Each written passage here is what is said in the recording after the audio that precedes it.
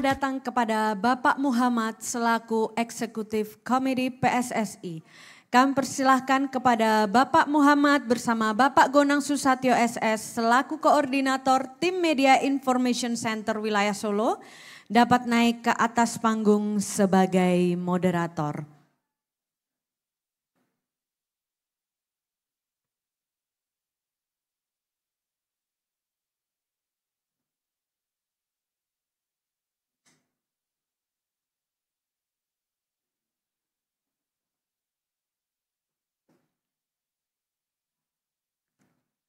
Sebelum acara press conference yang hari ini dimulai, kami mengundang rekan-rekan media untuk masuk ke ballroom dan menempati kursi pada bagian depan terlebih dahulu agar informasi yang disampaikan dapat diterima dengan jelas.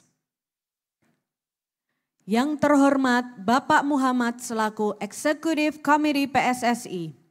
Yang kami hormati perwakilan dari Kementerian Komunikasi dan Informatika. Yang kami hormati perwakilan dari PSSI dan yang kami hormati seluruh awak media. Assalamualaikum warahmatullahi wabarakatuh.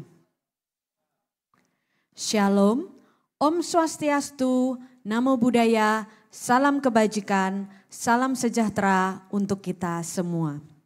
Selamat datang dalam acara press conference oleh Direktorat Jenderal Informasi dan Komunikasi Publik Kementerian Komunikasi dan Informatika bersama PSSI dengan tema Piala Dunia U17 2023 dan Revolusi untuk Perubahan. Boleh berikan tepuk tangan yang meriah.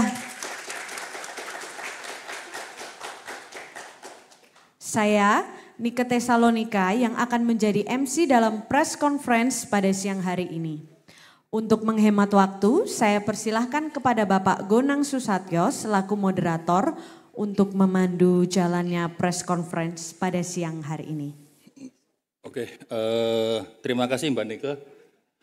Selamat datang kepada saudara kami yang tercinta, Saudara Muhammad, atau biasa dipanggil Mamet. Sapa akrabnya itu Mahmet gitu.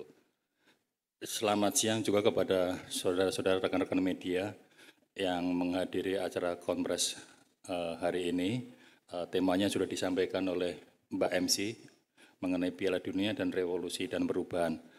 Sengaja kami memilih tema tersebut karena Mas Mahmet itu salah satu generasi muda yang duduk di kepengurusan PSSI, bahkan Exco termuda. Komite Eksekutif termuda dan kebetulan penanganannya juga mengenai usia muda dan juga ad hoc infrastruktur. Jadi jabatannya cukup penting dan pas untuk bicara tentang Piala Dunia usia muda. Piala Dunia under 17 tahun ini. Untuk selanjutnya kami serahkan waktu kepada Saudara Mamet. Monggo Mas. Selamat siang rekan-rekan media, perkenalkan siapa tahu belum ada yang kenal dengan saya Muhammad, biasa dipanggil dengan Mamet. Saya anggota eksekutif PSSI yang paling muda, kebetulan saya juga ketua komite pengembangan usia muda, juga anggota komite infrastruktur. Hari ini temanya apa Mas? Revolusi untuk perubahan. Oke, sepak bola nasional. Oke, revolusi untuk perubahan sepak bola nasional ya. Iya. Oke, jadi memang gini, di bawah kepemimpinannya Pak Erik ini, memang kita memang mau merevolusi total sepak bola Indonesia. Maka dari itu kita membuat ada namanya blueprint Garuda Mendunia namanya. Yang nantinya di 2045 itu kita bisa top 45, bisa 45 besar dunia. Itu harapan kita. Tahapan-tahapannya untuk menjadi Garuda Mendunia itu panjang ya. Ada di waktu yang dekat ini, menengah dan yang jauh. Yang dekat ini mungkin kita mulai dari kompetisinya dulu. Kita mau memperbaikilah kompetisi kita sekarang itu. Karena kan kemarin-kemarin ini kan kacau, ya kan. Termasuk kita mau, kenapa kok Liga 1 sekarang ada Championship Series itu, sebetulnya kita mau mengembalikan animo dari fans-fans kita. Karena kan kalau kita lihat Liga kalau cuma main regular series terus juara animonya kurang. Cuma kalau sistem cup ya kan seperti dulu ada Persib Bandung, ada Sriwijaya yang kita mainnya cup seperti itu kan animo masyarakatnya luar biasa fansnya. Makanya khusus tahun ini kita bikin Championship Series agar masyarakat itu juga percaya sama apa yang kita buat sekarang ini. Itu di situ. Terus di sisi lain itu dari kompetisi usia muda. Kompetisi usia muda sekarang ini ada namanya Suratin 13, 15, 17, juga ada Elite Pro Competition, itu ada di usia 16, 18, dan 20. Harapannya kita di tahun mendatang ada tambahan di usia 14 kalau saya nggak salah. Nah, kita itu sebetulnya mau bikin yang bagus, cuma ternyata setelah kita pahami regulasi-regulasi dari periode-periode sebelumnya, itu banyak yang saling mengganjal. Contohnya misalnya pemain Suratin, yaitu di regulasi kompetisinya tidak boleh mengambil pemain Elite Pro. Nah, ini kan lucu juga. Padahal aturannya di luar itu tidak ada seperti ini.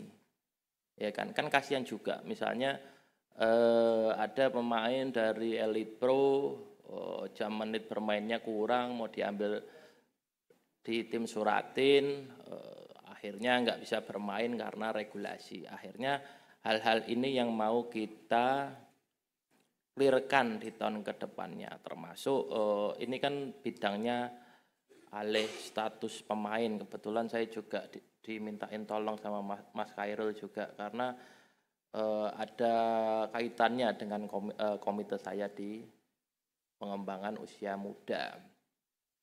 Itu dari pemain. Nah, yang kita buat sekarang itu ada namanya piramid. Piramidnya itu gimana dari pemain grassroots sampai untuk mencapai topnya itu sebagai tim nasional. Di tangan kanannya piramid itu ada kompetisi profesional. Di tangan kirinya itu ada Suratin dan itu masih bisa bersilangan. Oleh karena itu kenapa kok kita bikin Elite Pro Academy dan Suratin itu untuk memfasilitasi semua pemain. Mungkin ada pemain-pemain yang binaan klub profesional makanya lebih terekspos. Nah, Suratin itu untuk pemain-pemain amatir yang dimana mereka itu member kita, member PSSI yang tersebar dari Sabang sampai Merauke, ya kan harapannya juga bisa memfasilitasi mereka. Cuma kalau dengan regulasi yang saya sebutkan tadi itu juga jadi ganjalan buat mereka, ya kan, karena dari regulasi itu pemain tersebut cuma bisa main di satu jenis kompetisi. Katakanlah mereka mainnya di Suratin atau di Liga 3, akhirnya kalau pemain ini bagus nggak bisa diambil sama tim-tim profesional di Liga 2 atau Liga 1. Nah, oleh karena itu regulasi ini harus kita perbaiki dulu ke depannya. Harapannya apa? Lebih memberi wadah buat anak-anak ini untuk berkembang. Jadi misalnya di sini nih di Solo ada tim Liga 3, anaknya top banget kayak Rizky Ridho lah. Dilihat Persija mau diambil karena regulasinya seperti ini, akhirnya anaknya nggak bisa diambil, ya kan? Padahal dia lagi top performnya. Nah, udah lewat kompetisi selanjutnya, belum tentu Persija mau ambil lagi itu. Nah, kita mau ngakalinnya di situ juga. Terus itu dari sisi kompetisi, terus kita juga melakukan kerjasama dengan beberapa organisasi lain. Contohnya kita udah kerjasama dengan Federasi Jepang, khususnya untuk development wasit. Makanya ada Ogawa dengan siapa, saya lupa satu lagi namanya siapa, untuk membantu komite wasit, juga untuk mengedukasi wasit-wasit kita. Terus di sisi lain juga development women football di situ dari Federasi Jepang. Terus 1 minggu yang lalu saya mewakili PSSI bertemu dengan perwakilan Bundesliga di Surabaya selama 3 hari. Nah, di situ kita banyak bahas ya, khususnya pembinaan usia muda, grassroots, women football, satu lagi apa ya, scouting itu.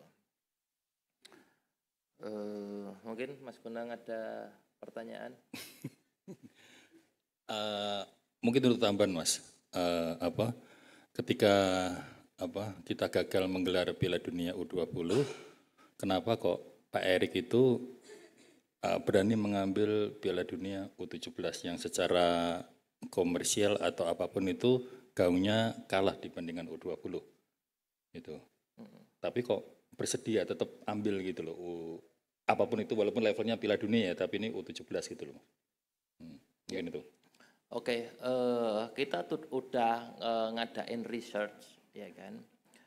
Negara-negara yang berhasil menyelenggarakan Piala Dunia khususnya U17, negara itu sepak bolanya berkembang. Banyaklah contohnya. Bisa dicek aja siapa yang udah hosting U17 dan gimana keadaan sepak bola negaranya itu berkembang. Karena apa? Menurut saya kampanyenya itu tepat sasaran untuk 17. Misalnya yang kita lakukan di Indonesia, target penontonnya siapa sih? Anak-anak grassroots, anak-anak SSB, anak-anak usia muda. Ya kan? Mereka kan nonton namanya Piala Dunia di stadion khususnya di Indonesia. Secara tidak langsung itu menstimulasi otaknya mereka itu, gimana caranya saya ini besok jadi pemain timnas dan bisa main Piala Dunia. Itu yang pertama. Dan ini juga saya baru dapat informasi. Ini nggak usah ditulis ya. Live ditutup iki. Jadi di 2025 ya kan, bisa dikatakan ini 2023 itu edisi terakhir Piala Dunia U17 dan 20 dilakukan secara 2 tahun sekali. Mulai di tahun 2025 diadakan setiap tahun. Ya kan? Setiap tahun dari 2025 sampai 2028 atau 29 aku lupa. Selama 4 tahun atau 5 tahun hostnya itu cuma 1. Jadi misalnya kita bidding nih 2025 kita hosting U20. Jadi selama 2025 sampai 2029 setiap tahunnya kita menyelenggarakan Piala Dunia di Indonesia. Kita sebagai tuan rumahnya. Sama halnya di usia 17. Ya kan? Dan kebetulan kita juga ditawarin. Itu bagus buat development kita. Apalagi apa yang kita lakukan di Elite Pro misalnya ya. Ini kan kompetisi break ya. Elite Pro sekarang ini. Yeah. Akhirnya kita bikin namanya Future Camp. Yaitu kita ngumpulin anak-anak yang terbaik di setiap grupnya. Ada di grup barat, tengah, timur. Nah, akhirnya kita kumpulin. Juga di situ buat acara sosialisasi dengan technical director di masing-masing klub juga, ya kan. Untuk penyamaan persepsi lah. Gimana development ke depannya juga. Dan ini juga mempermudah juga talent scouting untuk timnas, khususnya di timnas 16 ataupun 19, apalagi tahun depan kita jadi tuan rumah AFF 16 dan 19, ya kan. Di sisi lain kita juga tuan rumah AFC Under 17 Women, ya kan. Dan saya itu juga baru tahu ya, waktu kemarin AFF Women U19 di Palembang, itu kan pemainnya tinggi-tinggi semua tuh Mas. Wah, tinggi-tinggi semua. Aku tanya tuh, kamu kuliah di mana? Masih SMP Pak. Ya kan, terus ada Claudia atau siapa. Aku kan tak lihat anaknya besar kayak gitu kan, kamu kuliah di mana? Masih SMP kelas 2. Ternyata kan timnas U19 kemarin mayoritas penggawanya itu under 15. Ya kan, under 15, dan itu bisa kita pakai di AFC U17 besok, ya kan. Termasuk saya juga baru ingat ya, saya itu juga mau bikin kajian per tahun besok, Suratin ataupun Elite Pro 16 boleh pakai pemain cewek. Boleh pakai pemain cewek. Ini bagian kita buat development women football itu juga, ya kan. Kita kan terbiasa tuh lihat di Belanda dan di mana-mana sampai ada kasta ke-4 atau ke-3 di Belanda itu boleh pakai pemain cewek. Itu juga bagian dari kesetaraan gender lah. Itu. Udah, oke.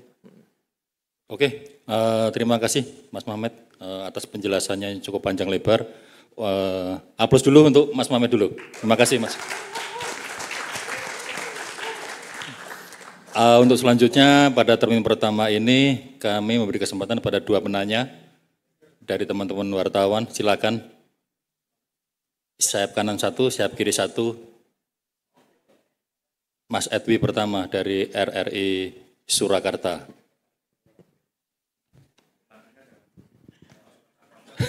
Ya, masukkan saku ini ya. Biasa kalau teriak-teriak ini, biasa teriak-teriak di lapangan Mas. Edwi dari RRI. Selamat datang Bung Mehmet ya. Sudah lama nih gak main bola nih. Ini pemain jagoan bola di Siwu nih. Sering main bersama teman-teman kita nih. Ya, kalau kita berbicara masalah usia dini tepat ya, karena Bung Mamet ini memang bidangnya usia dini ya, betul ya. Exco termuda dari Solo lagi. Dan membawai usia dini yang notabene Solo sebagai gudangnya pemain-pemain usia dini ya. SSB-nya luar biasa banyaknya.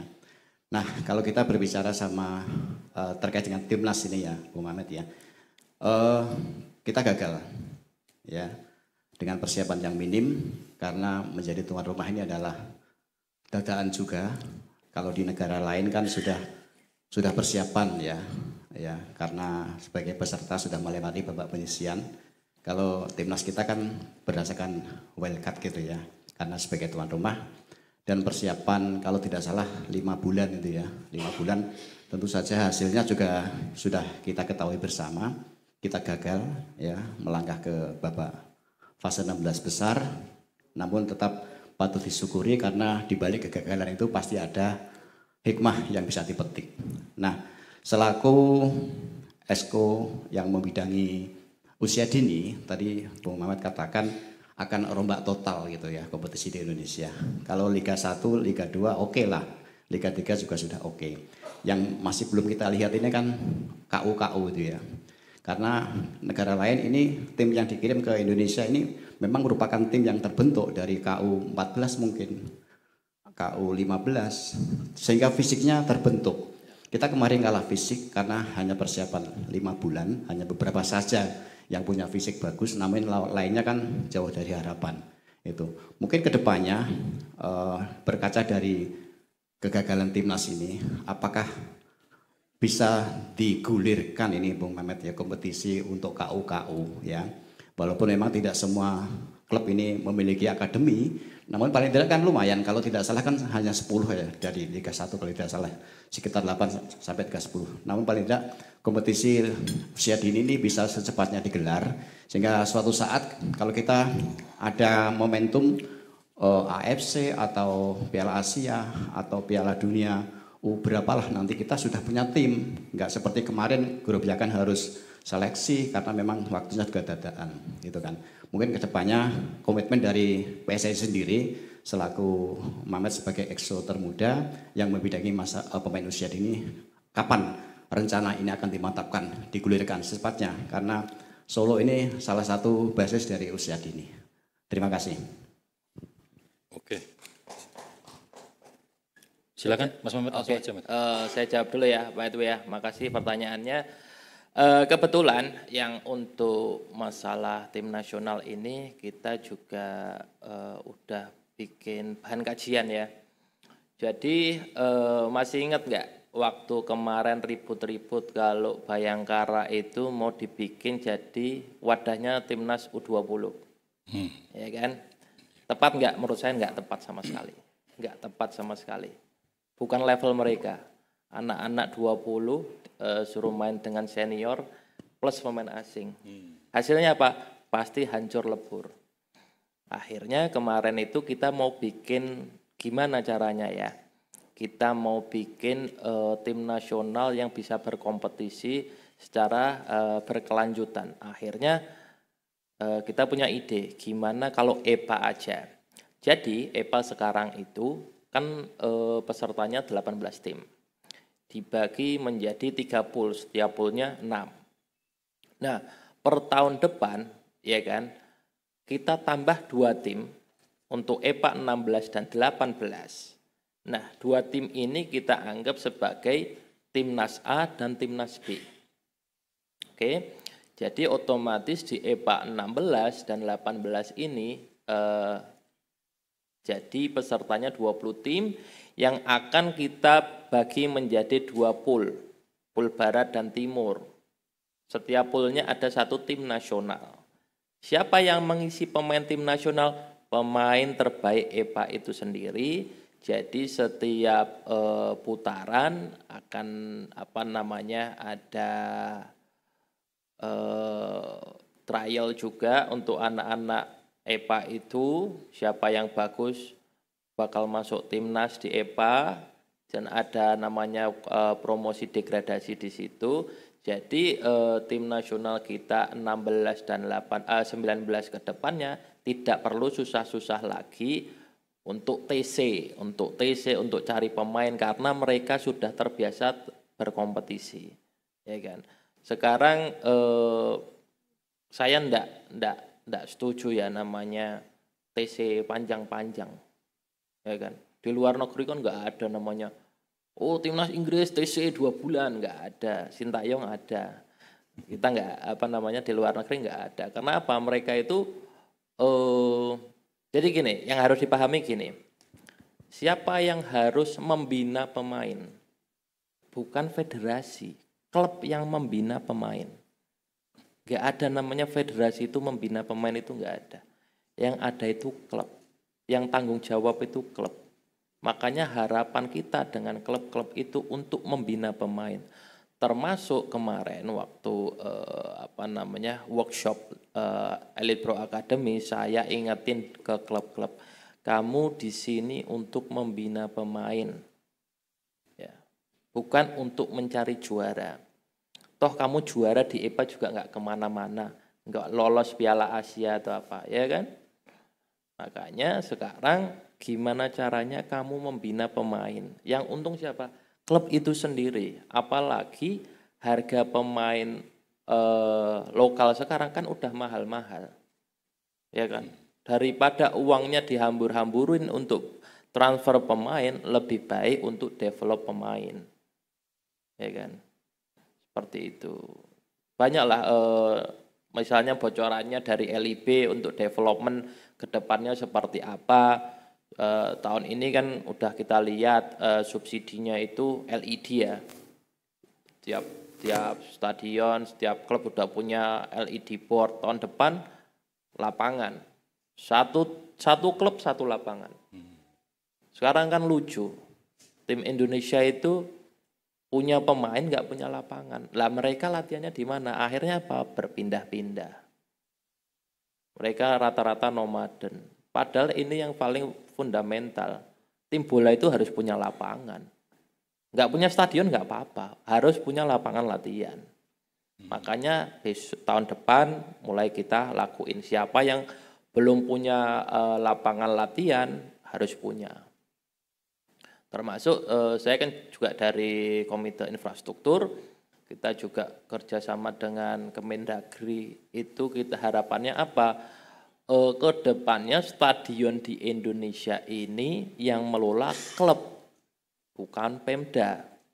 Dan kita juga minta misalnya lapangan pendamping nih di Solo ada beberapa lapangan kan. Harapan kita apa? Dikelola oleh klub lokal ataupun Asprof ataupun Askot. Harapannya apa? Agar Askot dan Asprof ini bisa menggelar banyak kompetisi. Ya kan, kelompok umur mau Suratin, mau Liga 3, mereka ini sudah nggak kebingungan cari venue lapangan. Gitu, mungkin itu juga bisa menjawab pertanyaan Pak Edwi. Oke, cukup? Oke, terima kasih. Pertanyaan berikutnya mungkin dari rekan-rekan Mas Seger, ya, suara.com. Terima kasih, saya Ronald dari suara.com, Mas Mamet. Sedikit aja mungkin menambahi dari Pak Edwi. Ini kan rencananya kan Timnas U17 yang sudah selesai ini kan diproyeksikan untuk kualifikasi Piala Dunia U20 2025 ya. Lah ini nanti rencana ke depan seperti apa? Apakah tetap dijadikan satu tim? Mengingat sebagian besar pemain kan juga punya klub, seperti Iqbal juga Barito Putra dan sebagainya. Nah ini dari PSSI sendiri punya rencana seperti apa untuk menghadapi Piala Dunia U20 nanti dengan Timnas U17 ini? Tetap dipertahankan atau nanti akan ada tambahan pemain atau seperti apa? Mungkin itu. Terima kasih Mas. Monggo Mas Mamet. Oke.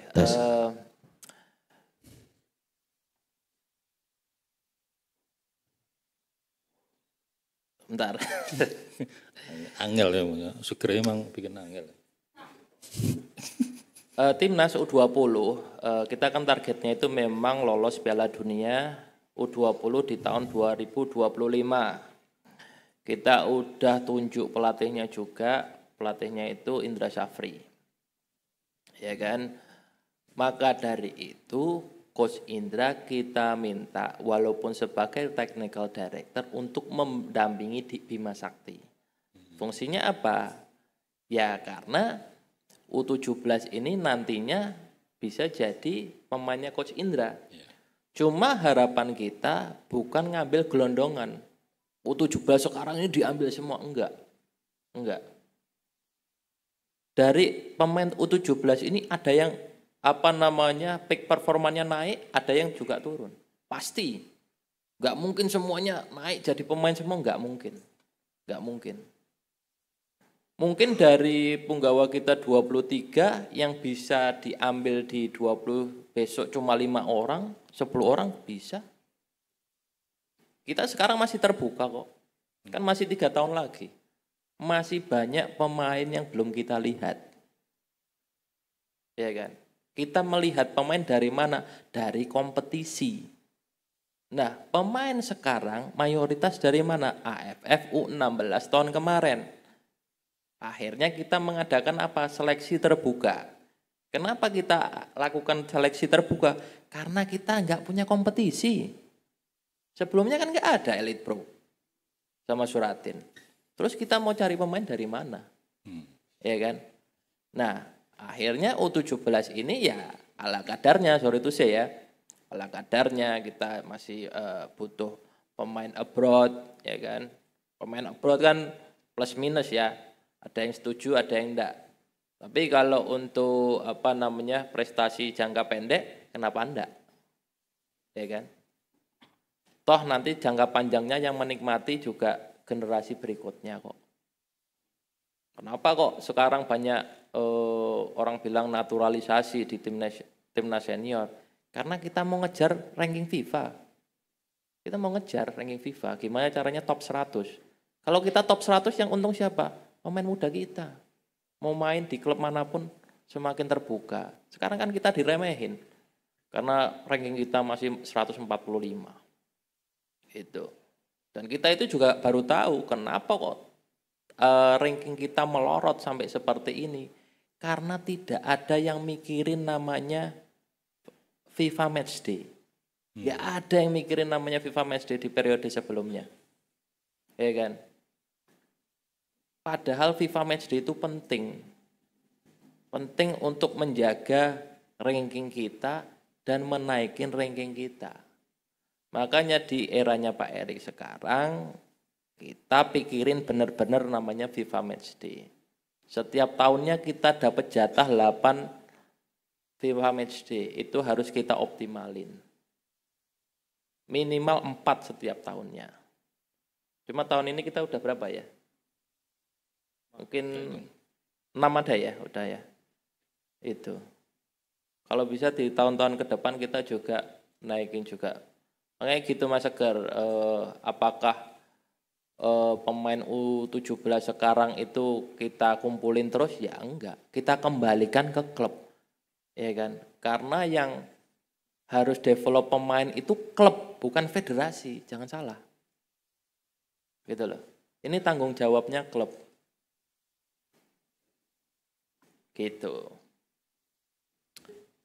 Ada pertanyaan lagi? Oke. Oh, ada pertanyaan lagi nih. Baik.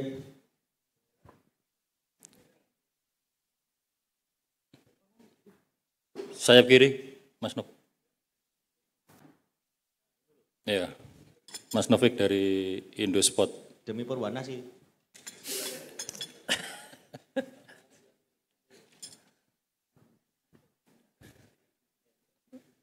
Mic-nya masih itu kayaknya kok ada trouble itu.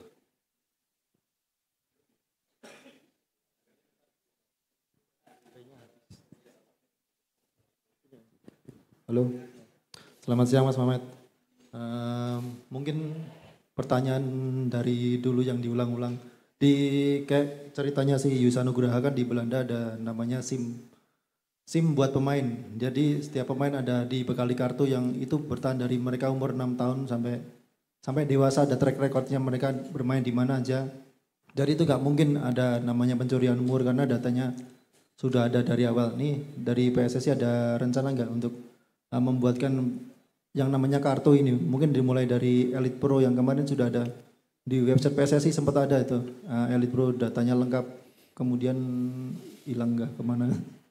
Mungkin ke depan itu salah satu yang bisa memberi perubahan kan, terutama soal pencurian umur, karena kadang-kadang kita tanya berpikir juga ini pemain 15 tahun 16 tahun kok ototnya udah gede-gede banget kan, jadi pertanyaan juga kan. Terima kasih. Silakan. Oke, makasih Mas Novik. Mungkin istilahnya kalau di luar negeri entah SIM lah atau apa, itu sebetulnya sistem database untuk pendataan pemain. Apakah kita punya? Punya, namanya Siap, ya kan. Sistem database-nya kita itu dimulai dari Suratin U13. Jadi semua pemain Suratin U13 se-Indonesia wajib mendaftarkan di sistem Siap. Nah, kemarin saya kerjasama dengan Bundesliga, menurut mereka itu tidak relevan kalau kita startnya dari U13, ya kan? Apalagi kita punya target di 2038 kita lolos Piala Dunia. Nah, kalau kita punya target di 2038 timnas itu lolos di Piala Dunia, anak-anak itu sekarang usianya berapa? 9 tahun. Nah, sekarang yang kita lakukan adalah gimana caranya mengaplikasikan sistem ini di usia 12, 11, 10, dan 9. Itu yang lagi kita buat kajian. Misalnya seperti ini, apakah PSSI punya kompetisi di bawah U13?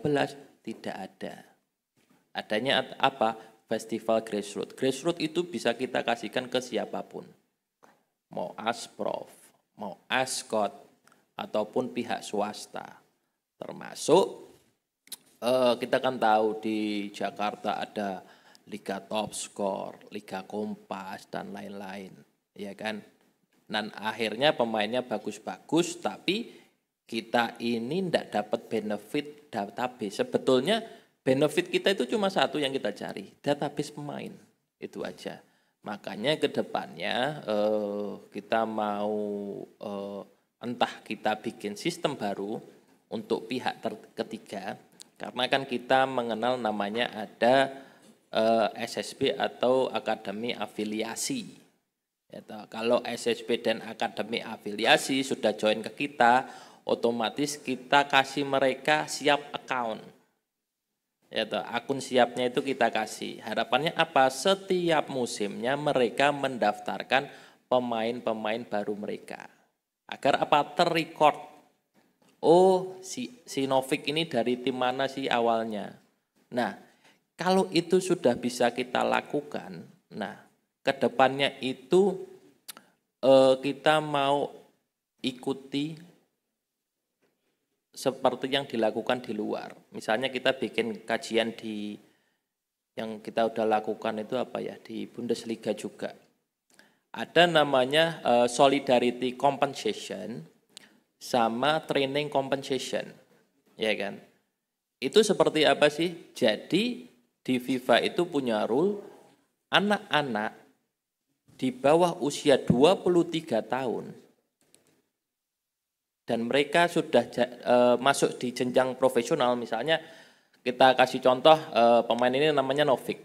Novik ini di umur 10 latihannya di Persebaya, di umur 12 mainnya di Persis Solo.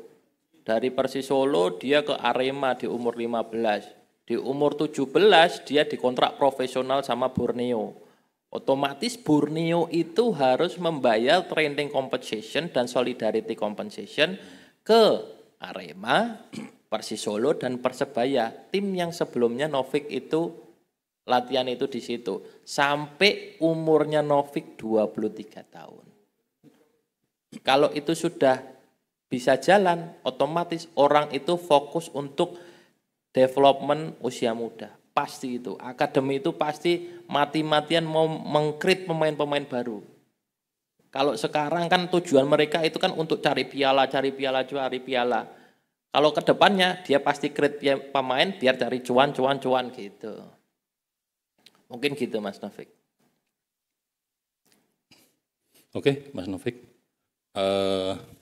Untuk selanjutnya dari rekan-rekan mungkin ada pertanyaan lagi yang perlu disampaikan ke Mas Mamet.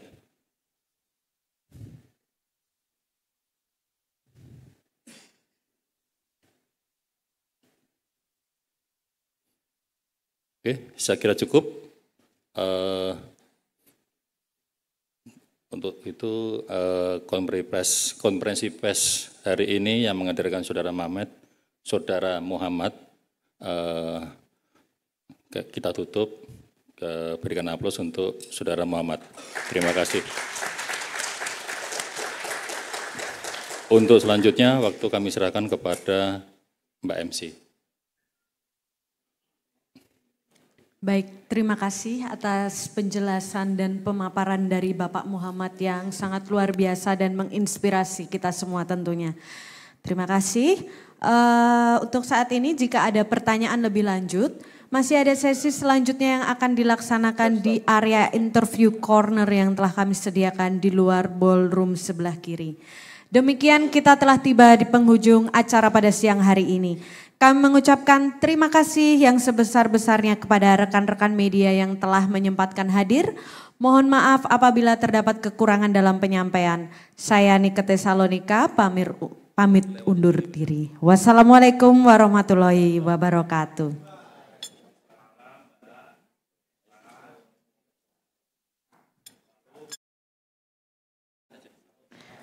Kami menginformasikan pada kesempatan